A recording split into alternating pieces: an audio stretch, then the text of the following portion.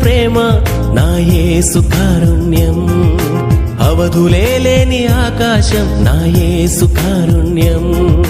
దివ్య కారుణ్యమా సదా మీకే స్తుతులు, దివ్య కారుణ్యమా మాకు దయ చూపండి. దివ్య కారుణ్యమా సదా మీకే స్తుతులు, దివ్య కారుణ్యమా మాకు దయ చూపండి. శ్లవ గురుతు పిత పుత్ర పరిశుద్ధాత్మ నామమున ఆమేన్. మత్తయి గారు రాసిన శుభవార్త 24వ అధ్యాయము 42వ వచనం నుంచి 44వ వచనం వరకు. కనుక మీరు జాగరూకులై ఉండుడు, ఎలయనా మీ ప్రభువు ఏ దినమున వచ్చునో మీరు ఎరుగరు. దొంగ ఏ గడియలో వచ్చునో ఇంటి యజమానునికి తెలిసిన ఎడల అతడు మేల్కొని ఉండి తన ఇంటికి కన్నము వెయ్యనీయడు. కనుక మీరు సిద్ధముగా ఉండుడు, ఎలయనా మనుష్య కుమారుడు మీరు ఊహింపని గడియలో వచ్చును. ఇది క్రీస్తు శుభవార్త. క్రీస్తు మీకు స్తుతి కలుగునుగాక. ప్రియులారా, కొద్ది నిమిషాల పాటు ఈ మాటలు ధ్యానం చేసుకుందాం. ప్రియమైన క్రైస్తవ సహోదరి సహోదరులారా, ఈరోజు తల్లి అయిన శ్రీసభ మనందరినీ కూడా ఆగమన కాలము మొదటి ఆదివారంలోనికి ఆహ్వానిస్తూ ఉంది. ఆగమనము అంటే రాకడ కాలము, ఆగమనము అంటే వచ్చే కాలము. 2025 సంవత్సరాల క్రితం యేసుక్రీస్తు ప్రభువు ఈ లోకంలోనికి వచ్చి 33.5 సంవత్సరాలు జీవించి ఆయన వెళుతూ చెప్పినటువంటి మాట యోహాను శుభవార్త 14వ అధ్యాయము 2వ వచనములో మనం చూస్తాం. ఇదిగో నేను మీకంటే ముందుగా వెళుతూ ఉన్నాను, నేను వెళ్ళి స్థలమును సిద్ధం చేసి నేను మరలా వస్తాను అని. ప్రియ సహోదరి సహోదరులారా, మనందరికీ స్థలమును సిద్ధం చేసి మరలా వస్తానని చెప్పినటువంటి ఆ యేసయ్య మరలా రాబోతూ ఉన్నారు. ఆడిన మాట తప్పే దేవుడు కాదు మనం ఆరాధిస్తున్నటువంటి యేసయ్య. ప్రియ సహోదరి సహోదరులారా, ఆ రాకడకు మనం సిద్ధంగా ఉండాలి. ఇదిగో మొదటిగా యేసు ప్రభువు మరియమ్మ కొడుకులాగే యేసుక్రీస్తు ప్రభువులాగే వచ్చారు.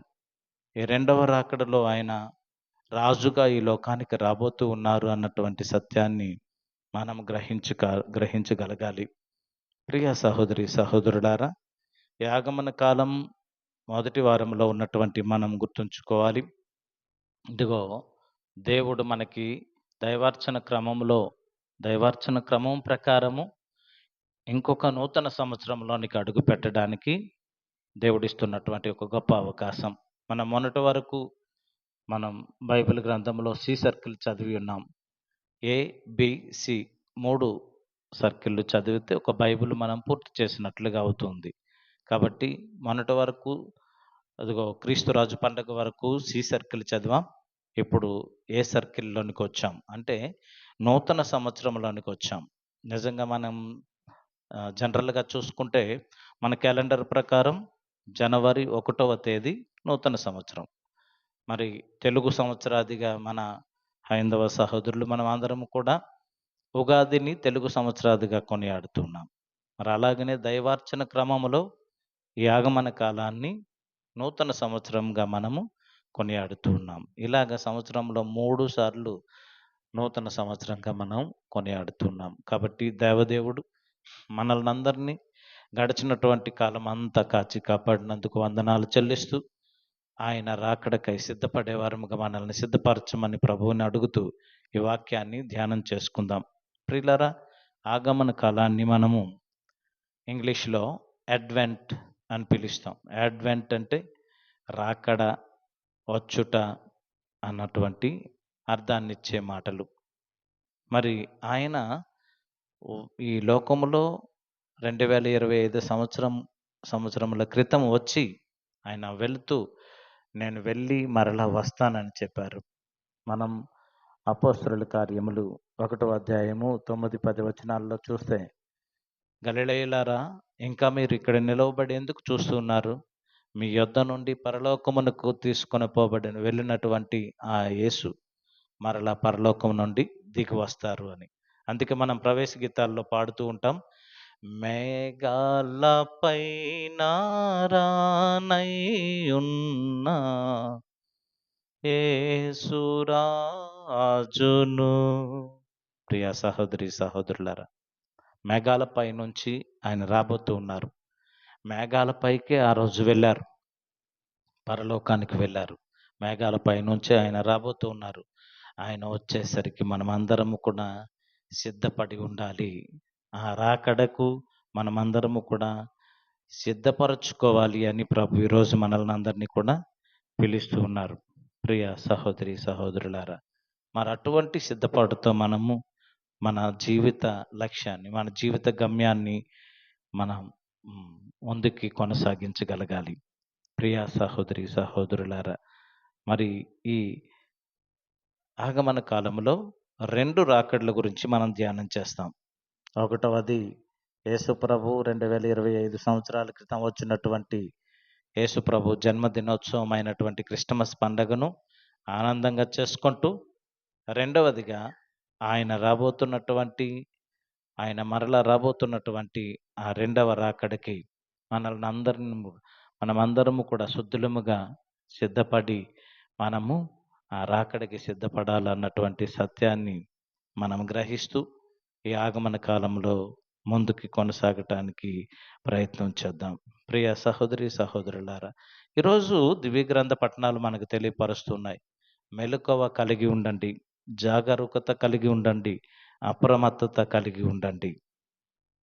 ప్రియ సహోదరి సహోదరులారా, జాగరూకత ఉండాలి, మెలకువ ఉండాలి, అప్రమత్తత ఉండాలి. ఇదిగో ప్రియులరా, మనం బైబిల్ పండితులు చెప్తూ ఉంటారు, మొదటి రాకడ ఫీస్టింగ్ డేస్ చేసుకుంటూ, అదిగో రెండవ రాకడ ఫాస్టింగ్ డేస్ చేయాలి అని బైబిల్ పండితులు మనకి చెప్తూ ఉంటారు. మొదటి రాకడ పండగ రోజు చేసుకుంటూ, రెండవ రాకడ ఉపవాసములతో, ప్రార్థనలతో, హృదయ శుద్ధి కలిగి మనం సిద్ధపడి ఉండాలి అని ఈరోజు ప్రభు ఈ ఆగమన కాలం మొదటి వారంలో మనందరికీ కూడా తెలియపరుస్తూ ఉన్నారు. ప్రియ సహోదరి సహోదరులారా, ఒక తండ్రి కుమారులు ఒక కుటుంబంలో ఉన్నారు. తండ్రిని కుమారుడు అడుగుతూ ఉన్నాడు. తండ్రి ఎప్పుడు వేకువనే లేచి పొలం పనికి వెళ్ళిపోతూ ఉండేవాడు. కుమారుడు మాత్రం 12 గంటలు మిట్ట మధ్యాహ్నం వరకు లేచేవాడు కాదు. మిట్ట మధ్యాహ్నం అంటే సూర్యుడు నెత్తి మీద ఉన్నటువంటి సమయం వరకు పడుకునేవాడు, నిద్రమత్తులో ఉండేవాడు. ఒకరోజు డాడీని అడుగుతున్నాడు, డాడీ, నేను ఉదయించే సూర్యుడిని చూడాలి అని చెప్పి అడుగుతూ ఉన్నప్పుడు తండ్రి చెప్తూ ఉన్నాడు, చూడు నాయనా, నువ్వు ఉదయించే సూర్యుడిని చూడాలి అంటే వేకువనే లేవాలి.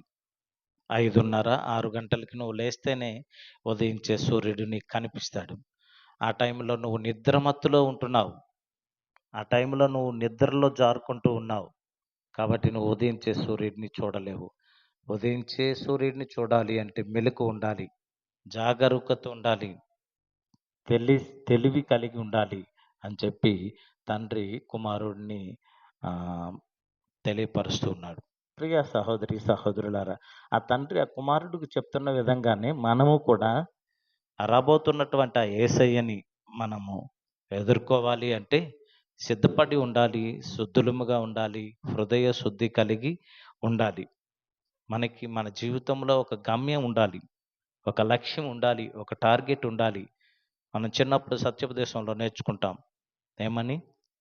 ఇదిగో దేవుడు మనిషిని ఎందుకు చేశాడు అంటే, అగో తనను తెలుసుకొని, ప్రేమించి, సేవించి, ఆయనను ఆరాధించి అటు వెనుక పరలోక రాజ్యం చేరాలని దేవుడు మనల్ని చేశాడు. చాలామంది మనుషులమి ఇది గుర్తించాలి.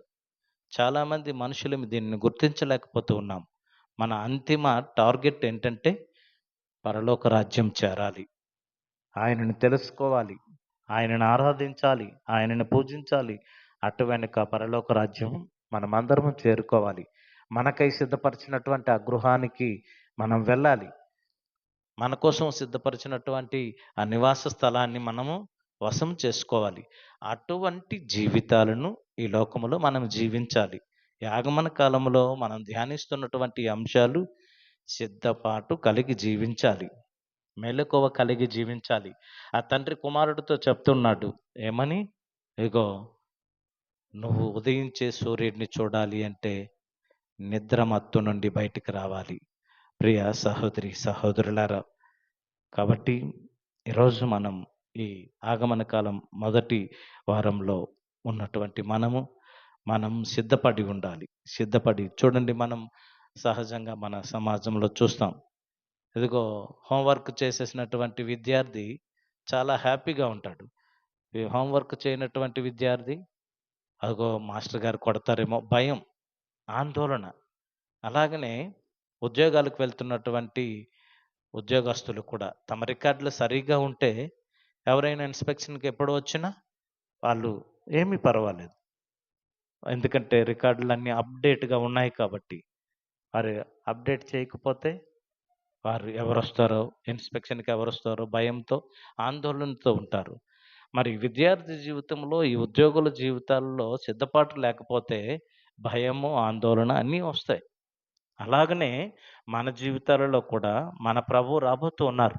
మనల్నందరినీ తీసుకొని వెళ్ళటానికి, మనల్నందరినీ అదిగో తండ్రి ఇంటికి తీసుకొని వెళ్ళటానికి రాబోతూ ఉన్నారు. మరి అటువంటి ఆయనొచ్చినప్పటికి మనమందరము కూడా పరిశుద్ధంగా మన హృదయాలను సిద్ధపరచుకొని, అదిగో ఆయన రాకడకై సిద్ధముగా ఉండాలి. మెలకువతో ఉండాలి. జాగరూకతతో ఉండాలి. అప్రమత్తతమై ఉండాలి అని చెప్పి ఆహ్, ఈరోజు దేవుని యొక్క వాక్యము మనకి తెలియపరుస్తుంది. లూకా శుభవార్త 21వ అధ్యాయము 28వ వచనములో వాక్యం చెప్తూ ఉంది. సిద్ధపడి ఉన్నవారు ధైర్యంగా ఉంటారు. హోంవర్క్ చేసినటువంటి విద్యార్థికి భయం లేదు. రికార్డులన్నీ ఎప్పుడు ఏ రోజుది ఆ రోజు అప్డేట్ చేసుకున్నటువంటి ఉద్యోగులకి భయం లేదు. ఏ ఇన్స్‌పెక్టర్ వచ్చినా, ఎవరొచ్చినా. అలాగనే మన జీవితాలలో కూడా మనం పరిశుద్ధంగా జీవించినప్పుడు ఆ రెండవ రాకడ అనేది, ఆ యేసు ప్రభువు మరల రాబోతున్నటువంటి ఆ సమయం ఎప్పుడొచ్చినా మనకి భయమును కలిగించదు అని ఆహ్, ఆహ్, ఉదాహరణలు మనకి తెలియపరుస్తూ ఉన్నాయి. ప్రియ సహోదరి, సహోదరులారా, మత్తయి శుభవార్త 24వ అధ్యాయము 37, 39 వచనాలలో చూస్తే నోవా కాలము నాటి ప్రజలు ఏ విధంగా ఉన్నారట? అక్కడ తింటున్నారు, తాగుతున్నారు, ఆడుతున్నారు, అన్నీ వివాహాలు ఆడుతూ ఉన్నారు. అన్నీ చేసుకొని వారి క్రియలు చేసుకుంటూనే ఉన్నారు. కానీ జలప్రళయం వచ్చిన తర్వాత వారికి తెలిసింది వారు నాశనం చెందుతూ ఉన్నారని. అలాగనే ఈరోజు మనం చదువుకున్నటువంటి శుభవార్తలో ఈ సంఘటనలు 3ను ప్రభువు తెలియపరుస్తూ ఉన్నారు. మత్తయి శుభవార్త 24వ అధ్యాయం 40వ వచనం, 41వ వచనం చదువుకున్నాం. ఇద్దరిలో ఒకరు కొనుపోబడతారు, ఒకరు విడిచిపెట్టబడతారు. ప్రియ సహోదరి, సహోదరులారా, ఎవరు కొనుపోబడతారు? ఎవరు విడిచిపెట్టబడతారు? ఎవరైతే సిద్ధంగా ఉన్నారో, ఆ ప్రభువు రాకడికి ఎవరైతే రెడీగా ఉన్నారో, అప్రమత్తం కలిగి ఉన్నారో, మెలకువ కలిగి ఉన్నారో, జాగరూకత కలిగి ఉన్నారో, వారు మాత్రమే అదిగో ఆహ్, వెళ్ళగలుగుతారు. కొనుపోబడతారు. పరలోక రాజ్యంలో ఉండగలుగుతారు. ప్రియ సహోదరి, సహోదరులారా, మన చివరి మాట మనం చూస్తూ ఉన్నాం. మత్తయి శుభవార్త 24వ అధ్యాయము 43వ వచనములో దొంగ వలె వస్తది. ఆ దినము, ఆ గడియ దొంగ వలె వస్తది. ప్రియ సహోదరి, సహోదరులారా, ఇంకా మార్కు శుభవార్తలో 13వ అధ్యాయము 32, 33 వచనాల్లో చూస్తే, ఆ దినము, ఆ గడియ తండ్రికి తప్ప ఎవ్వరికీ తెలియదు. కుమారుడికి గాని, దూతలకు గాని ఎవ్వరికీ కూడా తెలియదు అని దేవుని యొక్క వాక్యం తెలియపరుస్తుంది. ప్రియ సహోదరి, సహోదరులారా, ఆ దినానికై మనం సిద్ధపడి శుద్ధులముగా ఉంటే ఆయనతో పాటు పరలోకములోనికి వెళ్తాం. ఆయనతో పాటు మనం మన తండ్రి మన కోసం ఏర్పరిచినటువంటి ఆ స్థలానికి వెళతాం. ప్రియ సహోదరి, సహోదరులారా, లూకా శుభవార్త 17వ అధ్యాయము 26, 27 వచనాలలో చూస్తే, నోవా దినములందు ఎట్లుండునో మనుష్య కుమారుని ఆగమనము కూడా అట్లే ఉండును అని వాక్యములో మనం చూస్తూ ఉన్నాం. అది అకస్మాత్తుగా ఎప్పుడు వస్తదో తెలియదు. ఏ విధంగా వస్తదో తెలియదు. కాబట్టి ప్రియులారా, మనము అప్రమత్తత కలిగి జీవించాలి, జాగరూకత కలిగి జీవించాలి, మెలకువ కలిగి జీవించాలి అని ఈరోజు ఈ ఆగమన కాలంలో మొదటి వారంలో ప్రభువు మనకి అలర్ట్ చేస్తూ ఉన్నారు. ఇదిగో లూకా శుభవార్త 21వ అధ్యాయం 34వ వచనములో ప్రభు చెప్తున్నటువంటి మాట, తుచ్చ విషయాశక్తితోను, త్రాగుడుతోను, చీకు చింతలతోను మందమతులు కాక అప్రమత్తులై ఉండండి అని ప్రభు చెప్తున్నారు. ఆ దినము కోసం, ఆ రాకడ దినము కోసం, ఆ రెండవ రాకడ కోసం మనం ఇవన్నీ తుచ్చ విషయాశక్తి అంటే ఈ లోక ఆశలు, ఈ లోక మాటలు, ఈ లోక సినిమాలు, ఈ లోక సీరియల్, ఈ లోకంలో ఉన్న వాటికి మనము అట్రాక్ట్ అవ్వకూడదు. ఈ లోకానికి మనం అట్రాక్ట్ అవ్వకూడదు. యోహాను గారు రాసినటువంటి లేఖలో చెప్తారు కదా, ఈ లోకములో ఉన్నవన్నీ ప్రాపంచికములే, అవి దేవుని నుండి వచ్చినవి కాదు. తుచ్చ విషయాసక్తితో ఇక్కడ వాక్యం చెబుతూ ఉంది. త్రాగుడుతోను, చీకు చింతలతోనూ మందమతులులాగే ఉండక అప్రమత్తులై ఉండండి అని చెప్పి ప్రభు ఈరోజు మనందరికీ పిలుపునిస్తూ ఉన్నారు. యాగమన కాలము మొదటి వారములో ప్రవేశించినటువంటి మనము మందమతులులాగే కాక అప్రమత్తులమై ఉండాలి. మన పరిశుద్ధ గ్రంథంలో చూస్తాం. మత్తయి శుభవార్త 25వ అధ్యాయంలో 1వ వచనం నుంచి 13వ వరకు ఉన్నటువంటి వచనాలలో 5 వివేకవతులు, 5 అవివేకవతులు, అంటే మందమతులు, అలర్ట్‌గా లేనటువంటి 5, అప్రమత్తత లేనటువంటి 5, జాగరూకత లేనటువంటి 5, సిద్ధపడి లేనటువంటి ఆ 5 మనం చూస్తూ ఉన్నాం. పెండ్లి కుమారుడు వచ్చాడు, సిద్ధంగా ఉన్నటువంటి 5 లోపలికి వెళ్ళిపోయారు, తలుపులు వేశారు. 5 అవివేకవతులు వచ్చి తలుపులు కొడుతూ ఉన్నారు. ప్రియా సహోదరి సహోదరులారా, మనం అప్రమత్తత ఉండాలి, మెలకువ ఉండాలి, జాగరూకత ఉండాలి అని ఈరోజు ప్రభువు మనందరికీ కూడా తెలియపరుస్తున్నారు. అందులోనే మనం మత్తయి శుభవార్తలోనే 25వ అధ్యాయం 14వ వచనం నుంచి చూస్తే అక్కడ సేవకులకి 5 లక్షల వరహాలు, 2 లక్షల వరహాలు, 1 లక్ష వరహాలు ఇచ్చినట్లుగా మనం చూస్తూ ఉన్నాం. 5 లక్షల వరహాలు ఇచ్చినవాడు మరొక 5 లక్షలు సంపాదించాడు. 2 లక్షల వరహాలు ఇచ్చినవాడు 2 లక్షలు సంపాదించాడు. 1 లక్ష వరహాలు ఇచ్చినటువంటి వాడు, పొందుకున్నటువంటి వాడు ఏం చేశాడు? ఇంటికి తీసుకొని వెళ్ళి జాగ్రత్తగా దాచి దానిని తీసుకొని వస్తూ ఉన్నాడు. ప్రియ సహోదరి సహోదరులారా, అటువంటి సోమరితనం, అటువంటి అదిగో మెలకువ లేనటువంటి తనం, ఆ రాజు వచ్చి సరిచూసుకున్నప్పుడు, వారి లెక్కలు చూస్తూ ఉన్నప్పుడు అదిగో 1,00,000 వరహాలు పొందినటువంటి వాడిని చీకటి గదిలో వేయించినట్లుగా మనము చూస్తూ ఉన్నాం. ప్రియ సహోదరి సహోదరులారా, దేవుడిచ్చినటువంటి ఈ జీవితానికి, దేవుడిచ్చినటువంటి ఈ మానవ జీవితానికి మనం లెక్క చెప్పవలసి ఉంది ఒకరోజు.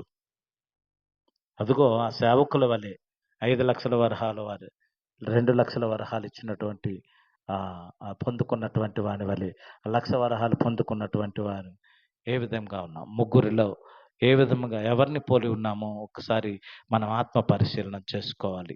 ఒకరోజు మనం దేవుని ముందు లెక్క చెప్పాలి. ఒకరోజు దేవుడిచ్చినటువంటి ఈ జీవితానికి మనము లెక్క చెప్పవలసి ఉంది. కాబట్టి ప్రియులారా, గుర్తుంచుకుందాం.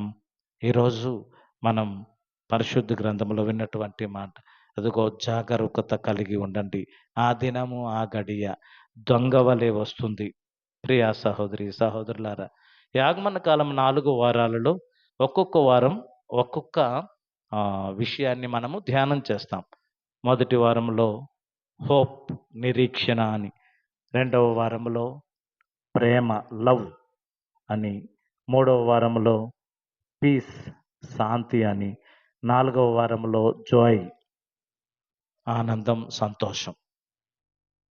ఇలాగ మనం ఒక్కొక్క వారం ఒక్కొక్క అంశాన్ని మనం ధ్యానం చేస్తూ ఉన్నాం. ఈరోజు నిరీక్షణ, మన నిరీక్షణ అంటే వేచి ఉండడం. దేనికోసం మనం ఎదురు చూస్తూ ఉన్నాం? ఆ రెండవ రాకడికి మనం సిద్ధపడి ఉన్నామా? ఆ నిరీక్షణ కలిగి ఉన్నామా?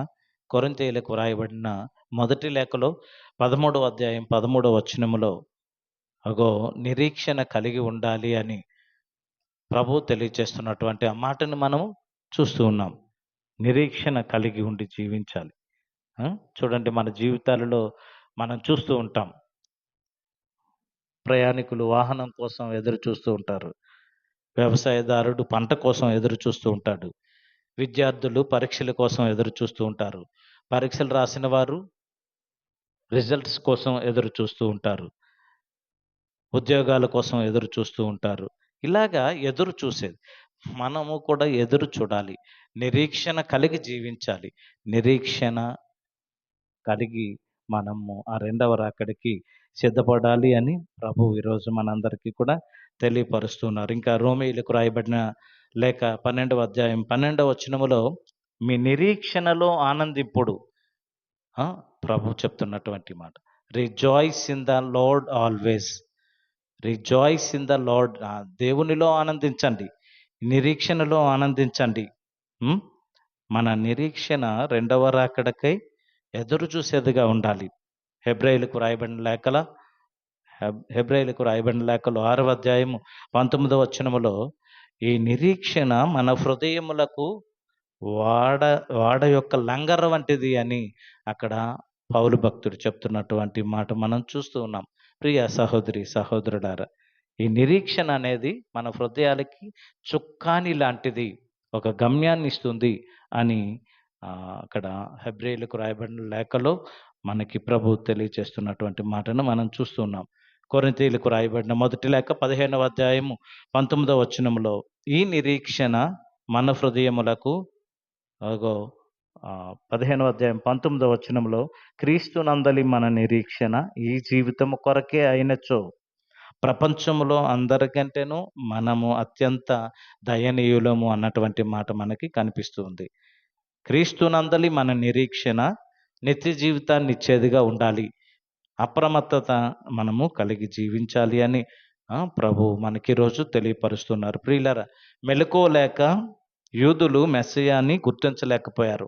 అప్రమత్తత లేక యూదులు మెస్సియాని గుర్తించలేకపోయారు. మెలకువ లేక అదిగో 5గురు అవివేకవతలు అదిగో లోపలికి వెళ్ళలేకపోయినారు. మెలకువ లేక ఒక వరహాలు పొందినటువంటి వాడు చీకటి గదిలో త్రోయబడ్డాడు. కనుక ప్రియులారా, సిద్ధపడి ఉండాలి, మెలకువ కలిగి ఉందాం, జాగరూకత కలిగి ఉందాం, అప్రమత్తత కలిగి ఉందాం. ఈ ఆగమన కాలంలో ప్రభు మనకిస్తున్నటువంటి మొదటి వారంలో ఉన్న సందేశం ఇదే.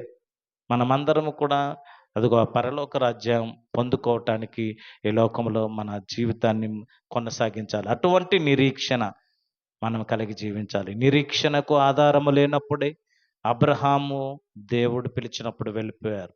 ప్రియ సహోదరి సహోదరులారా, అనేక మంది భక్తులు ప్రభువుని అనుసరించారు.